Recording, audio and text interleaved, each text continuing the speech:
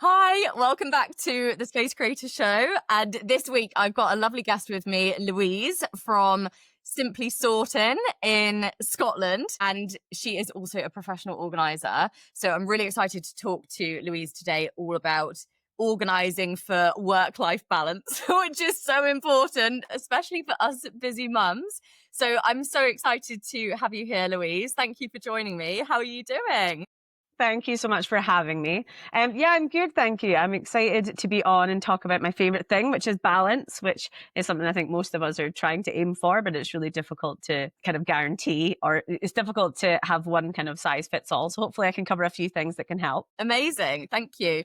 Yeah, I think it's going to be such a useful topic for everyone because I do feel like it's quite elusive, isn't it? Balance. Yes, We're all yes. trying to get it and it's just crazy. And what might work for myself might not work for you and stuff. So Yeah, exactly. So yeah, really excited to get back into that.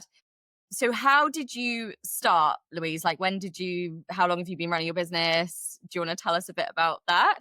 no problems. It's a bit of a long story. I'll try and cut it short if I can. But basically, I was at one point I was teaching within a prison environment, and I was teaching personal development, and it was like my first job out of uni, and I really got into personal development and self-awareness. And when I got into that, I started really looking into life coaching. So in good old COVID, so yeah, it would have been 2020, I started doing some life coaching, and I had myself a business coach. And when we were working through these early stages of my business, I was really struggling to find what a lot of business coaches are trying to encourage you to find your niche. I kind of hate the word a little bit because I was so stuck on it for so long. And I was like, what's my niche? What's my thing? It's funny because I think my business coach knew before me, because I just automatically in conversations gave advice that was around scheduling or organizing, or it's just kind of the way I was raised. That my mum was a teacher and my dad was in the army, so it was all very the way I was kind of brought up, just being very organized. I was drilled into my head: preparation and planning prevents a piss poor performance. Like that was my whole life growing up. So I was working with a business coach, and I basically just had this big epiphany. I was like, oh my gosh, it's organizing. So I kind of used my skills from the life coaching I'd been doing and the personal development and the home organization, which I just loved doing anyway. I quite like potting around.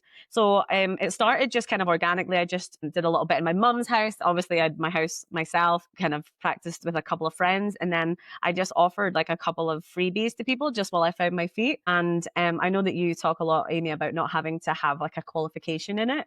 And I too don't have a qualification. And I think the thing that has really worked for me is just getting experience. And it started off for me doing a couple of freebies because I didn't have someone like you at the time to help me to kind of navigate my way through that.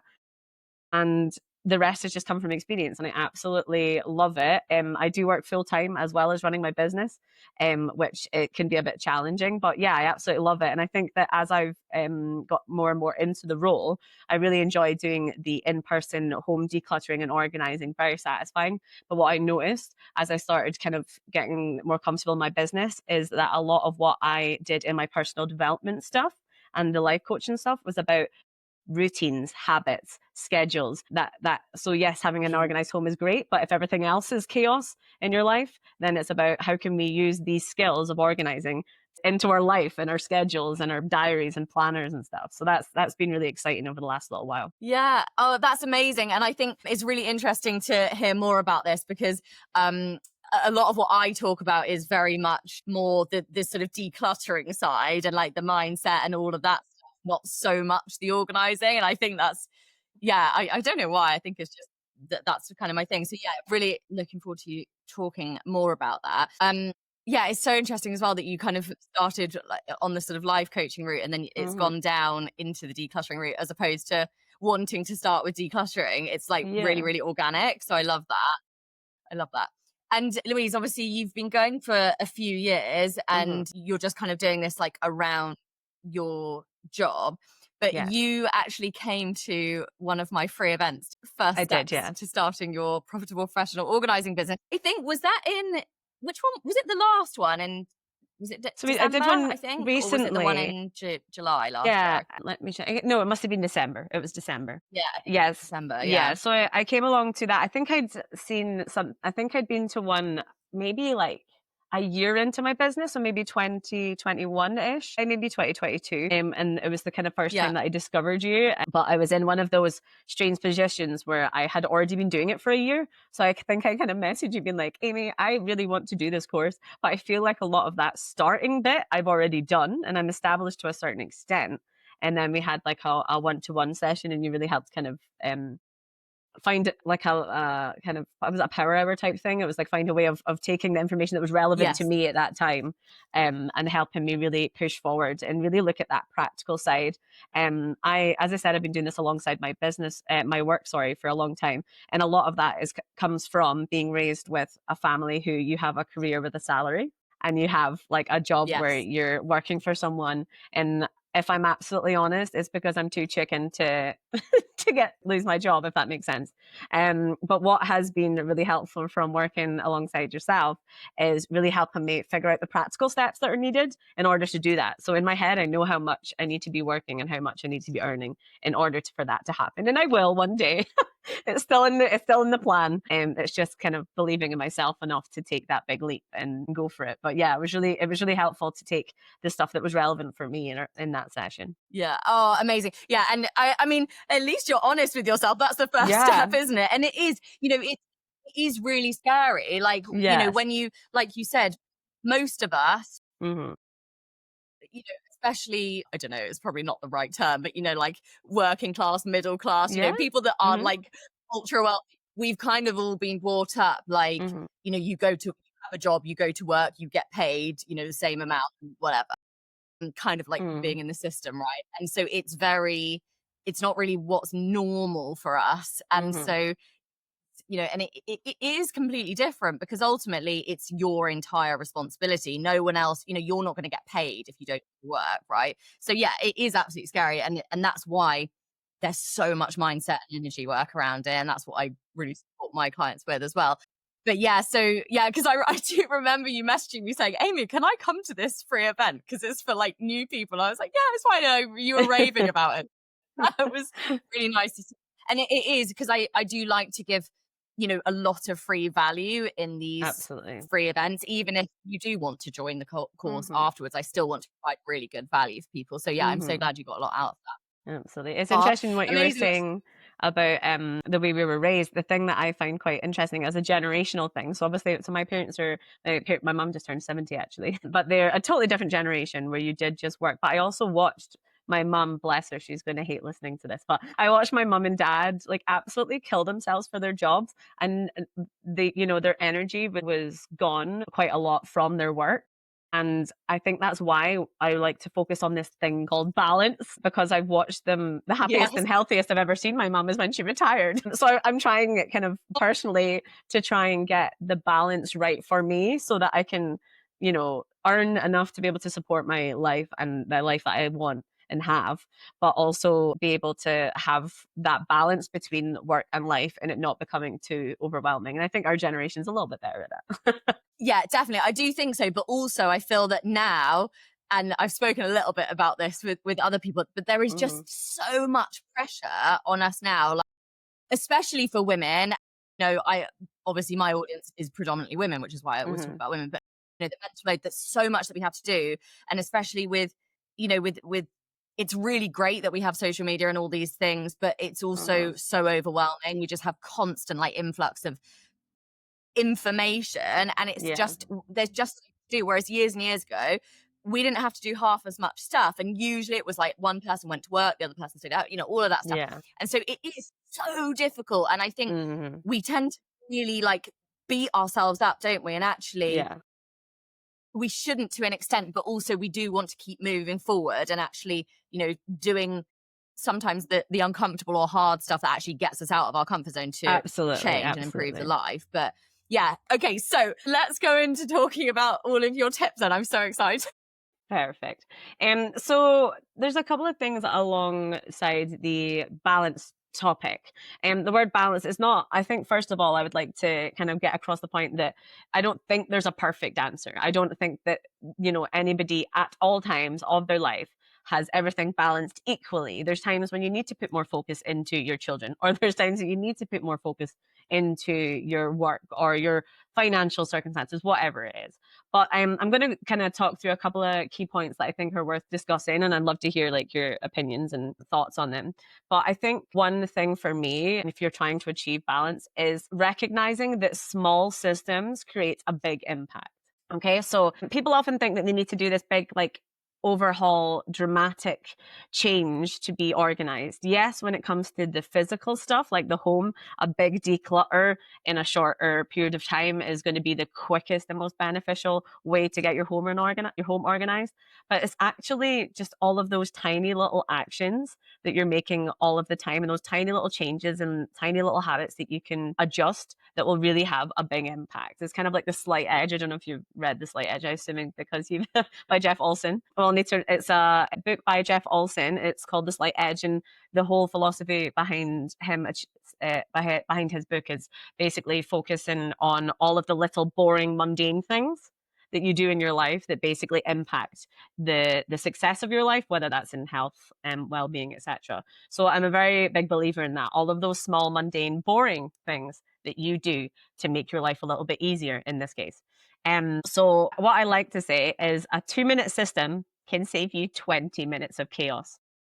Let's balance it out a Love little bit. that. So setting up like a tiny little system, like having a spot for where your keys go. Yeah. That could save 20 minutes of running around the house trying to find your keys, or, you know, where your bags go, where your paperwork is, all of that kind of thing. All of those little tiny things can make a big impact in your life. So that's one of the things to keep in mind when you're trying to gain that balance. And I know my husband and I don't have any children yet. We've been hoping to have a family one day, but I know I have most of my friends in my family have children, and I've got beautiful nephews as well. And so I'm very aware of what it's like to just get out of the house, for example, and how stressful and how much time that can take. And little things like, as I said, your keys having a home, the shoes having a home, the backpack that they take to school or nursery having a home, things like that can make a tiny, it's like a tiny action that can make a big difference to that potentially chaotic morning, or potentially chaotic. I think when my sister had her second, the first time they went out as a family, it took an hour to get out of the house because of all of the things that they come with, and all Yeah. of the stuff, and because they hadn't been used to having two yet, and so they didn't have their systems in place yet because it was so brand new. So yeah, I know for mums particularly, and I know women and mums are a lot of your audience, I would say that those little changes can make a big difference. Absolutely. And also you don't have to, I think one of the big kind of misconceptions for people is that they feel that they have to have done the massive like declutter and organize of their entire house first before they can actually start implementing anything. And Hmm. okay, look, in an ideal world, obviously that is the best way to do it, right? But Yeah. it's not always practical, and you don't always have that time, Hmm. and you can't always get someone in to help. And so actually you can just do things like that, having a place for your keys or whatever it is, the small things. And totally what Hmm. you were saying about that book, which I can't believe I haven't read, but I've read similar things I, that are kind of the yeah. same, mundane things. And it is Yeah. true. It's you do every day, all the time, that add up. It's your habits that actually create the life. And it's like, if you are trying to improve your life in whatever way or area Hmm. or all of it, you have to become the type of person who has that life. And that is your habits and your daily actions. It really is that Absolutely. simple, but it's just tricky for us to Yeah. change. I mean, I think the kind of phrase that in this book Jeff Olson says all the time: it's easy to do, but it's also so easy not to do. It's easy to do, easy not to do. But yeah, it's trying to see the bigger picture of the big impact it's going to have. And I think that also works. A lot of people that I help digitally, for example, which again, I'm not able to sit in that room in that intense 6-hour day and go through each bit with them. I think that when I say set a timer for 20 minutes for one of the items that they're working on, they're like, oh, but I mean, I might as well, when I start this, I might as well start over here. I might as well, if I'm here, I might as well start with that other bit over there. And that's not actually helpful. Do that tiny 20 minutes. If you do 20 minutes a day, think about every little bit that adds up. It seems like not a lot, and it seems like you're not achieving a lot, but eventually it will show. Definitely. And it's the doing it all the time. It's so much better. And because also it when you're doing it every day, even if it is a little bit, and even if it does feel like you're not getting much done, yes, Mhm. it adds up, but also it changes the thought pattern in your head. So it's Mhm. you get rid of that all or nothing kind of perfectionism mentality that so many of us have. Or if I can't do Absolutely. it properly or in full, there's no point. Mhm. Mhm. Yeah. Exactly. Excuse me, I've taken a sip of water there. So That's right. another thing that I think is important to think about is exactly what I said when we first came on, is not just organizing your stuff, but organizing your routines. So decluttering is great, but it's not just about where your stuff lives, even though it has a big impact. It's about how your day flows. And again, I'm saying flow to people who have children. They just laugh at me sometimes. And as I said, we're not aiming for perfection. We're just aiming for like slight improvement, or, something that's just not going to drive you insane. And there will be days that are horrendous. I know that. But a tidy kitchen is not like won't help much in your mornings if you're still rushing around mad because of the scheduling or the routines. I often work with people with their routines, and I think it's quite important to look at kind of time blocking, which I'm going to talk a little bit about later on, but trying to make sure that you're preparing like the day before for the next day to make the day a little bit smoother. So just being organized in advance is something I think is really important about getting that balance right. And one of the things I read I thought was quite funny was a tidy drawer won't fix a chaotic day if your schedule's still overwhelming. And it's absolutely true. Tidy drawer is going to, in general, benefit you over time, but it's not if your schedule's all over the place and there's no organization in that, then it's only so much it can do. It can kind of start with one and then lead to the other, or vice versa. But it's definitely important to look at them as two separate things, the physical and then the scheduling and your routines. Absolutely. Yeah, totally agree. I think, and I do feel that that can be so tricky, especially when you've got Mm. like so many things that you need to try and get in. It's like, but again, yeah, I mean, you you tell us about the routines. Is that what you're going to go on to next? Yeah. So so I think with routines, a lot of people, one of the first clients I ever had that was purely a digital client. And my only focus for them was to work on routine. They again with their own run their own business again on their own in their home. It was a digital product that they worked with, and what I tried to help them achieve was I basically put together like a PDF type document where they had their daily schedule, but we came up with some morning routines and some evening routines, and then some kind of time blocking daily schedules for different days. So some days for her, for example, she wasn't a Monday to Friday 9 to 5 guy. She didn't work in an office. She didn't have the kind of typical, well, your traditional, not necessarily typical, but your traditional setup. So we looked at when she was the most productive, and we figured out those times.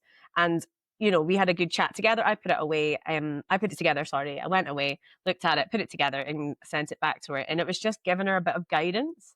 And eventually, after doing it over time, it became like natural habit to get up at that certain time, to fit in a bit of exercise at this sort of time on these days, and setting up doing evening routines that helps her set up for the next day, etc. So it's something that I think can have a big impact. I understand though that for some people, especially with children, it's all well and good setting times for things, but that's why I think it's such an individual thing. Like if I was to, I can just create a daily schedule that works for everybody. I could create something that was a document that I could, I don't know, sell on Etsy that was like, this is the perfect routine. It's impossible. It's impossible because Yeah, what exactly. works for me won't work for you. And when you've got kids or you don't have kids, or you have one kid and you have two, or you have 12, it's about trying to figure out what works best for you. And it's something that I can help people with, but it's sometimes it's having that external person have a wee look at that can make a big difference. Yeah, absolutely. You're so right. It is, yeah, like the two things there. When you have someone else looking at it, it's Hmm. you often can't see yourself when you kind of can't see the wood for the trees, can you? And so Hmm. it's so Hmm. useful to have an extra pair of eyes who are ideally also an expert in, routines and organization Hmm. and everything.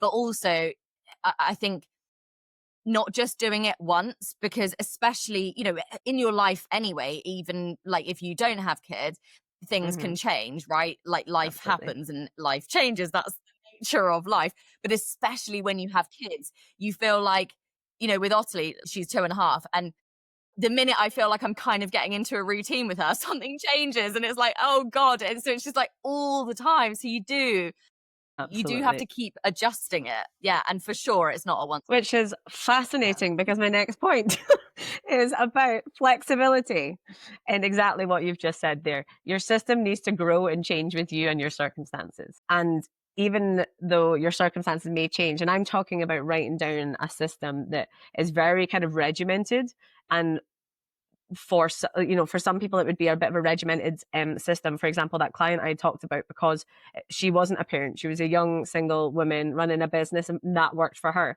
But if I was working with someone else, it would be talking about someone with children, for example, it'd be talking about the non-negotiables. So what, because everything else would have to be quite flexible when you have children. So what are the non-negotiables? And I think the thing to remember as well is when you're creating a schedule or a routine, and you're talking, not only are you talking about becoming more organized, but you're also taking an important step to look after yourself. So like having a morning routine or an evening Yes. routine, for example, is actually less to do with being organized. The evening routine, yes, setting yourself up for success the next day as far as being organized, but your morning or your evening routine, for me, a lot of the ones that I try to focus on is having that non-screen time, reading a book or doing some exercise, or my sister, for example, as I said, she's got two young children.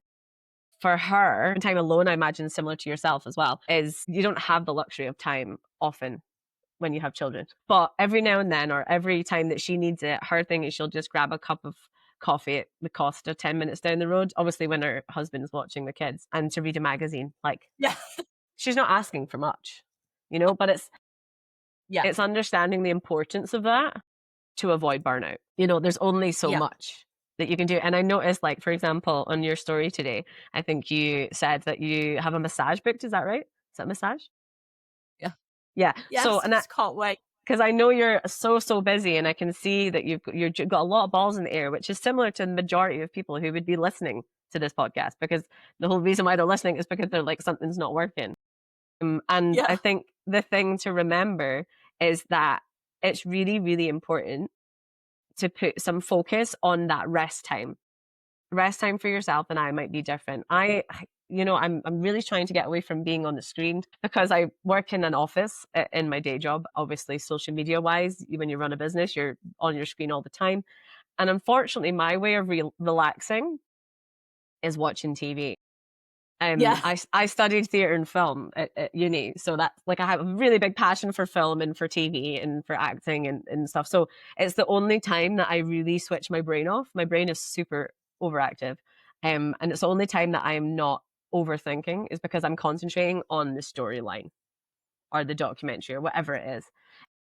And so for me, I recognized that I needed to have a bit of screen free time. So that was something that I knew I needed to do, because I've started to get headaches and stuff, which I've never had in my whole life, And so I had to recognize what was important for me to not burn out doing two jobs, and having a busy social life, to be honest.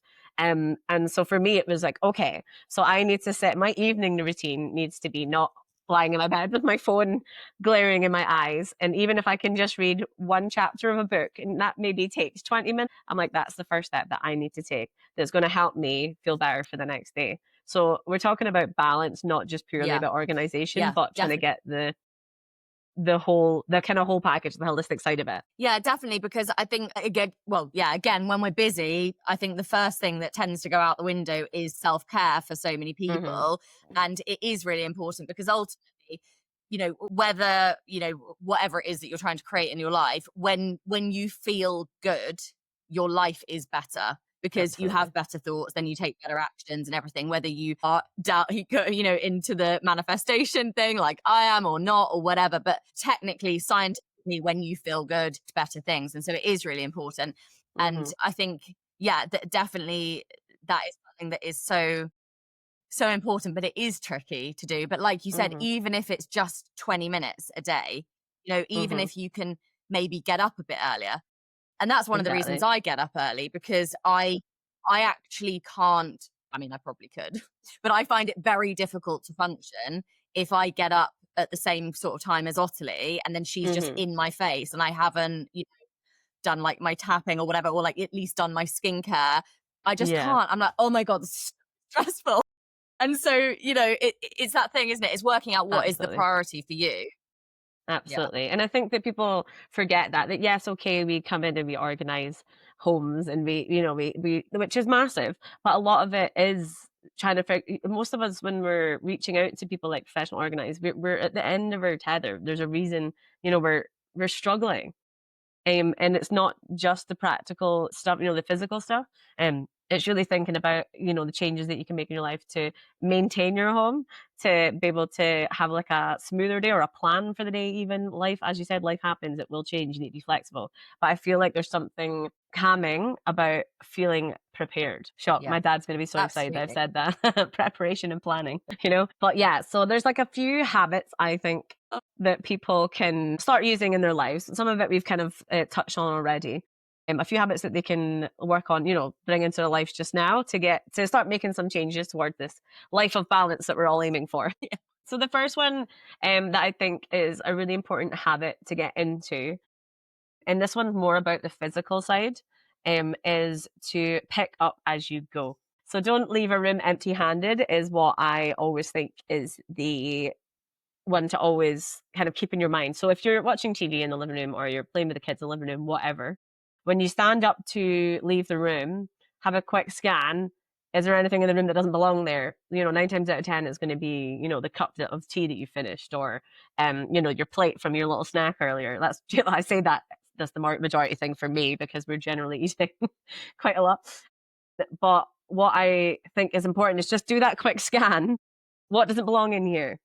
Take it back. And that'll save at the end of the day, especially people with children say, oh gosh, the kid gets to bed finally, after, trying to get him to sleep for ages.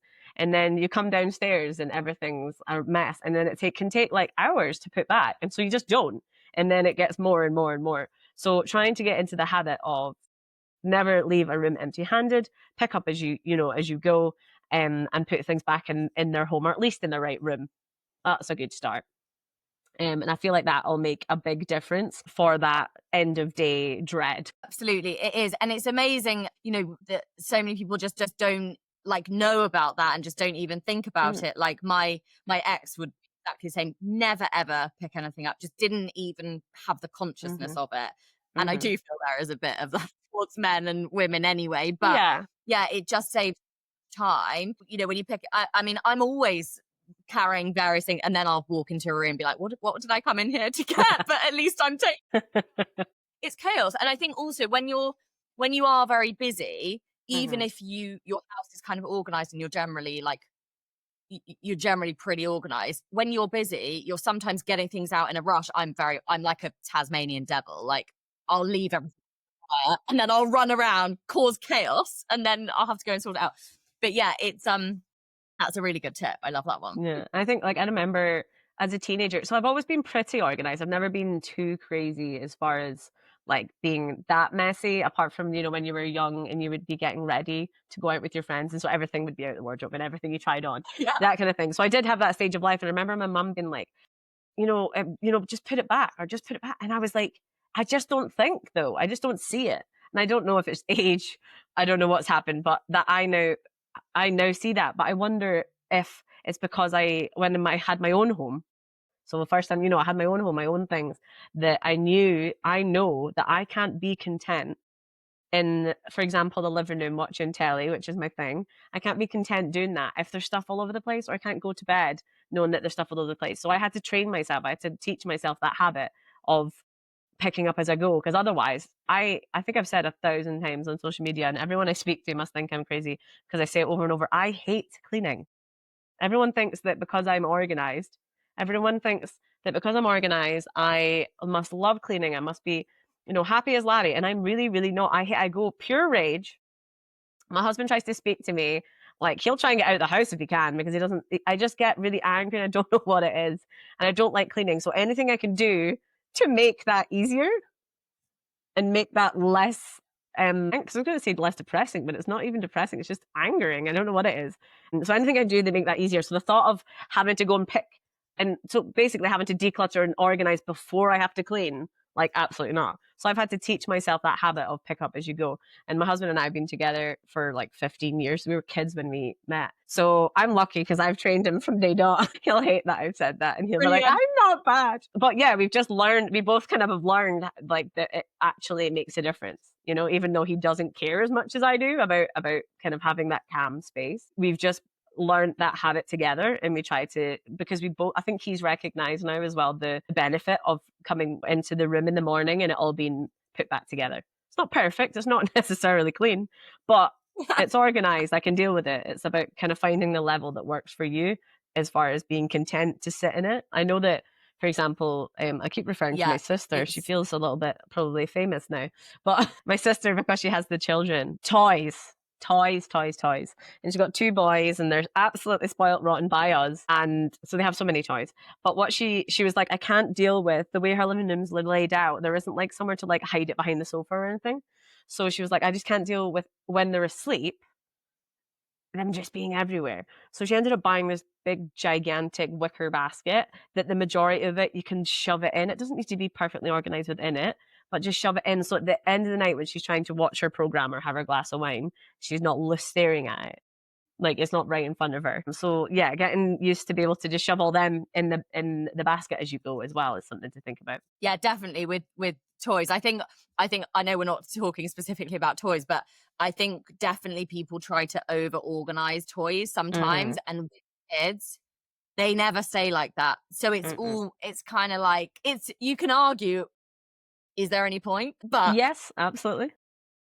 yeah, it's very much, I have a wicker basket as well in the sitting room, and I just Mm-hmm. shove the whole lot in. I'm like, Yeah, whatever, it's all gonna come out again. So exactly. yes, of course it's harder to find things.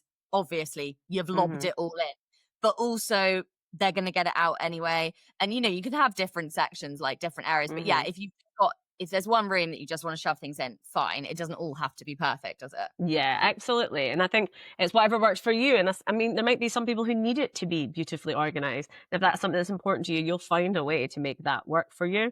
But yeah, like as far as, functioning and just being able to survive motherhood or parenthood, I shouldn't be so sexist, but yeah, like just whatever works for you, a big old basket or, a big old box, or maybe just some people who have playrooms, they just shut the door. That's easier for them. But I do think it's an age thing as well with children, like toddlers and stuff. There's no way they're putting them back. As they get older, you might be able to help them to put things back by color or whatever. Maybe it's you can look at a different, a more specific way of organizing, like Lego goes in the Lego box or something. As they get older. But when you've got toddlers, you're wasting your time. Yeah, I do think so. I think like it kind of depends a bit what it is, because like, so Otti goes to a Montessori nursery, and Hmm. it's so funny. They call their toys work. It's hilarious, and Adorable. they have like, I don't know if you, yeah, I don't know if you're familiar with it, but like with Montessori's, they have like kind of shelving like all around the edge of the room, and then they have Hmm. like stations of different toys that they call Hmm. work. And so they like get one, take it to a table, play with it, do whatever, and then they are encouraged to put it back. And so like she does that at nursery, yeah. And I think I Mm. actually, that if I had that sort of system with shelves, it would Hmm. work. But with drawers, it's not. It's not, Yeah. because all things aren't there. They have to be in a certain place for them to know that where it goes back to. And if you don't have Hmm. that setup, Yeah. you kind of can't Most replicate of us it. But can't have a nursery yeah, set up. That's the thing. We don't have the space. We've only, it's so much like, space. We don't yeah, have how. exactly. Exactly. Yeah, I mean, I definitely agree with you. There's ways, if it was important to you, there's ways to help kids' toys organization and using pictures, as instead of, rather than labeling something with the word Lego, putting a picture of Lego things as they get older. There's loads of little tips and tricks. But yeah, I think trying to have somewhere that you can just shove it all back or as you go, as in picking up as you go and being able to put it back in that box because they're bored of that toy now. So before you leave the room, put it back in the box or the area that you've got. It's definitely the way forward. I mean, I definitely have watched my nephews quite often, and I'm that sad person who has to put everything back. Or when I build a tower and he knocks it over, I'm really upset because I'm like, oh, but my tower looks so good. But yeah, I definitely really, really believe in the picking up as you go because you're saving yourself time later, which is what we all want. And my second habit that I 100%. would recommend is using your wait time. Now, I don't have a competitive bone in my body. However, Majority of people do. So I kind of see it as like a challenge to yourself. In, for example, if you're boiling the kettle to make a cup of tea, you don't stand and watch the kettle. Well, maybe some people do, I don't know. You don't stand and watch the kettle boil. So why not try to use that time to quickly wipe down the surfaces, or I don't know, put the empty the dishwasher and put all the stuff away. I don't know, anything like that really. Or maybe like while the kids are putting their shoes on, can you do a quick wipe down? Or, trying to use what I would call wait time, like the microwave, the kettle, kids doing something, to try and do as much as you can. And I kind of see it as like a challenge. My husband likes it because he's competitive. So how much can you put away before the kettle is boiled, And a lot of people who have ADHD really like that sort of thing because it's short bursts of actions. And it's kind of like, okay, what can I do while I do that? I'm just not competitive, but I don't like standing around. So I quite like, Yeah. ticking things off. So maybe you could fold a bit of laundry or whatever, whatever it is for you. And I think that works. It kind of goes alongside the putting things away as you go, but it's using that wait time to see how much you can get done. Yeah, definitely. I totally agree. And it is definitely, I think I hate just standing. Well, I physically can't just stand there. But yeah, when I'm doing my coffee or whatever, I'll be emptying the dishwasher or something. Yeah. So it's just that constant multitasking, but it is. And I think that's a really good, interesting thing to call it, with like the wait time, because I've never thought about it as wait time, but I just tend Mm-hmm. to always call it habit stacking. But actually, it's kind of not really habit stacking if you're not doing the Mm-hmm. same thing every day. But yeah, Yeah. whatever it is, finding some wait time to actually do it. Um, Mm-hmm. Sometimes you can even do like exercise. Like, I don't know if you have ever listened to the Feel Better Live More podcast, Dr. Rangan Chatterjee. Oh yeah, I've heard it. I don't think I've listened to that yet. Yeah, it's amazing. I actually haven't listened to it for ages, but he's brilliant. And he often says about like when he's waiting for his, I think he actually uses the example of his coffee to percolate, or whatever you call it. Mm-hmm. He has one of those Mm-hmm. things. And he'll do like calf raises or something, some sort of Ah, exercise, like while he's doing that. And it is so, especially if you're doing the same thing, it's just like building those habits of just making use of time. That's otherwise, absolutely. And yeah, I think because totally, the really good thing idea. that people come to us most, I say us, like both of us, the thing that they'll say, I don't have time. It's time I don't have. And especially as busy parents, like it's time that's the problem. So doing the picking up as you go and using your wait time thing is definitely gonna, work for you, because you're just trying to steal little pockets of time wherever you can. And I think that, as I said, for some people who are not, I feel like some people do that naturally anyway. I think you said that you never really thought about it. There are people that do it naturally, but there's other people who just don't. And that little kind of change of mindset of, oh, I'm going to use this wait time, I'm going to see what I can get done in this time, and using that competitive energy, I think can make a massive difference to people who really struggle to dedicate time to things. Absolutely. And I think also to do something constructive like that instead of just picking up your phone, because for so many people, Mm, it's such a habit to just pick up the phone and just like go on a scroll or something. Like, I don't know, if your kettle was boiling or something, like I yeah. try not to do that unless I've got to reply to an email or something specific. But like, Yeah. I would always try to do something physical, get the task off, rather than doing that. And Hmm. yeah, totally. Because especially with the scrolling thing, like people spend so much time and they just do not even realize it.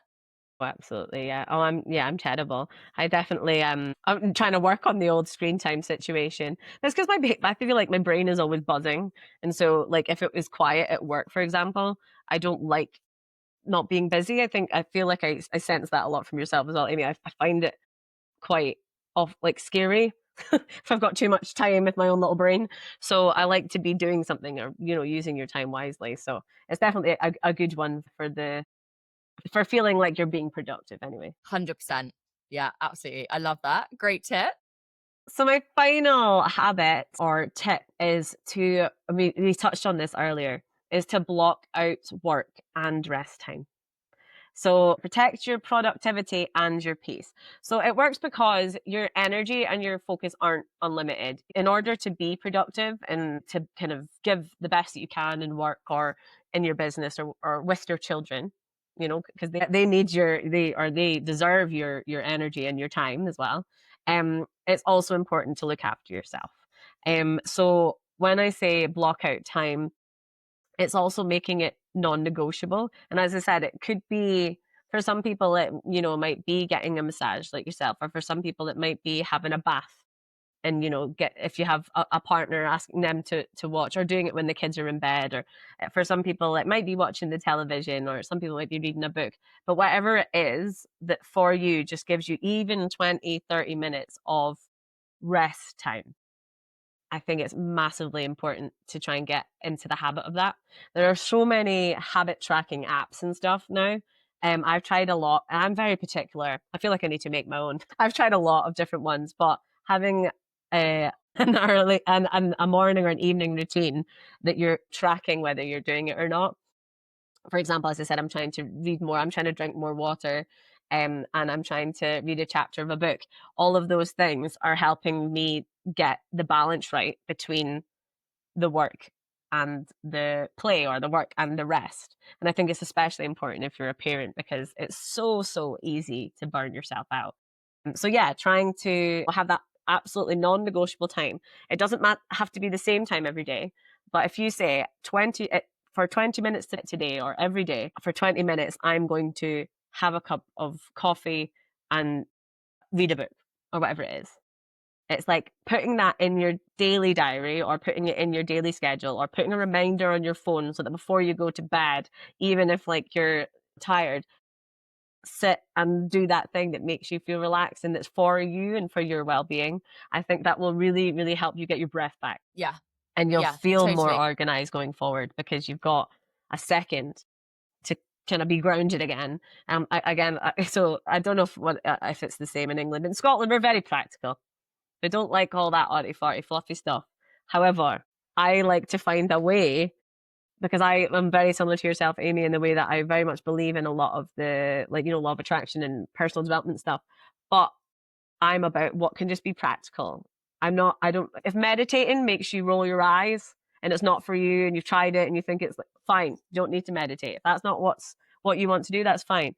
But it's recognizing that it's also physically and emotionally important to have time where it's just you and your little kind of calm space. So whatever it is, if it's going for a run, or, whatever it is that's for you, I think it's really important to get into the habit of having dedicated time for yourself every day. Maybe it's even 5 minutes for a cup of tea, whatever it is. You'll know yourself what you are going to be able to fit into your day compared to someone else. But yeah, I think for the habits, number one, obviously being the pick up as you go. Number two, use your wait time. So this is all like your productive stuff, like pick up as you go and using your wait time. And then the third one is blocking out time for rest, whatever that means to you, or for kind of getting that energy back. So I would say that's the three things that really, really help with getting the balance right in your life and getting organized ahead of time. Yeah, that's amazing. I'm glad you just said number 3, because I think the sound went a bit when you first said the third one. So so that's perfect. But yeah, definitely such great habits. Really, yeah, it will just, I think that the having some time for you just, yeah, helps with that reset situation. I think Doesn't it? it's For the whole sure. you can't pour from an empty cup thing, right? And we can say it over and over again, and people just quite often ignore it. But it's really, really important. If you're trying to get a balanced life, you need to give yourself a bit of. Yeah, absolutely. And also not feeling guilty about it as well, because so many of us, especially when we've got such a long to-do list, we do feel Mhm, bad, like if we sit down and it's, yeah, I think sometimes it can stem from like, a long time ago as well. Like I've always had it really weird. Like if I, it's probably something I need to delve into more into therapy.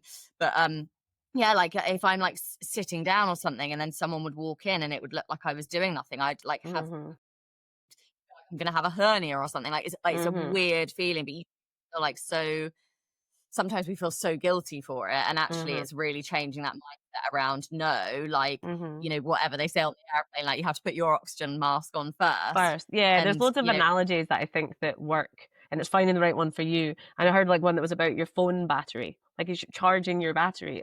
It's yeah, literally keeping you going. If you keep what we hear like burnout all the time, and we know that it's real. So it's not, arty farty, loving yourself is, too much for some people, and I get that. But it's not, I'm talking about practical here. You need to look after number one. Otherwise you will burn out, or yeah, you will kind of end up unwell. So it's definitely important, and remember, and so not feeling guilty for doing that, because it's absolutely vital. yeah, totally. Totally. Yes. It is a tricky one to overcome, but yeah, definitely doing it. Mm. Aw, I love it. That's super helpful. Thank you so much for sharing all of these No, thank you amazing so tips. much for having me. I think, yeah, like as far as the balance is something that you're looking for in your life, as I said, I can kind of help you come up with that. For some people, as I said, it might be a PDF that, is about morning routine, evening routine, and how you kind of schedule your day. For some people, it'll just be like, oh, here's some habits that we can put into place that'll help you keep on top of things. So if there's anyone's ever had any or got any questions, I'm more than happy to help, because the thing is, what works for you won't work for me and vice versa. And, we don't have children yet. Hopefully, we will one day. I always laugh because one day, hopefully, we will have children.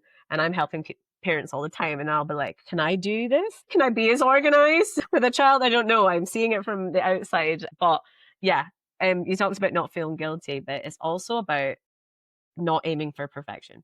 You said it earlier. It's got Yes, it would be lovely to have beautifully labeled pantry that you see on American TV, and that is my aim one day because I care about that sort of thing, right? But that's not what matters. It's I love about it. it's about what functions for you and your family, and just trying to figure out what's maintainable, what's sustainable, what makes life just like a little bit easier, a little bit smoother. As I said, there's all of these little ideas that can work for people, and you and I are kind of the experts in that. All of these little tips and tricks, and it's about finding what's right for you. Yeah, absolutely. And definitely with the perfection thing, it's like, sometimes people kind of rush to get this pantry, like Instagram pantry perfect situation. And then they Mhm. realize that actually it doesn't work for them and they've spent all this money. And so it's really a good idea to Mhm. get the systems in place first. And then you can, if you want, if it matters to you, like it does Mhm. to us. Like I don't encourage people to go and buy they don't need, but I like my No. things Yeah. to look nice. But I've tested it out first to make sure it works before I go and buy the more expensive stuff or whatever it is. So yeah, absolutely. Absolutely. You just have to do one thing at a time and then you can perfect later Yeah. if It's you all want the to. Some people don't little want to, and that's actions. absolutely fine. It's the little actions and the little things that you do. Definitely. So, Louise, if one of our listeners wants to get in touch with you to work with you, well, Mhm. either like in person if you have Mhm. space or virtually, I think because the sound of what you do, it's actually not that many organizers that actually do that or like advertise it. So I think that's going to be so Mhm. useful to our listeners. So how can they Absolutely. get in touch? Awesome. So good old Instagram is where I am most of the time, and Facebook. If you are looking for me on Instagram, it's simply_sortin. So it's sorting without the G. So simply sortin on Instagram, and you can also just go to simplysortin.co.uk. I would also like to offer a wee discount to your lovely listeners if they want to use that. So basically, I'm going to offer my virtual package. So this could either be for home organizing or kind of lifestyle organizing, which is usually £70. I'm going to offer a discount to 55, which is an absolute bargain. Good. Basically, you get 1 hour virtual consultation. So just a little chat like Amy and I have been having today, figure out a little bit about how your life works and what you're looking to change. Then I'll go away and put together a personalized declutter and organization plan or a personalized routine and schedule for you. And I can also give you some storage advice that works for your space or local donation and recycling information and stuff as well. Plus, we'll have a wee 30-minute kind of catch up to see how you're getting on, if there's any changes that could be useful. So that you can get for £55 if you quote Simply Podcast.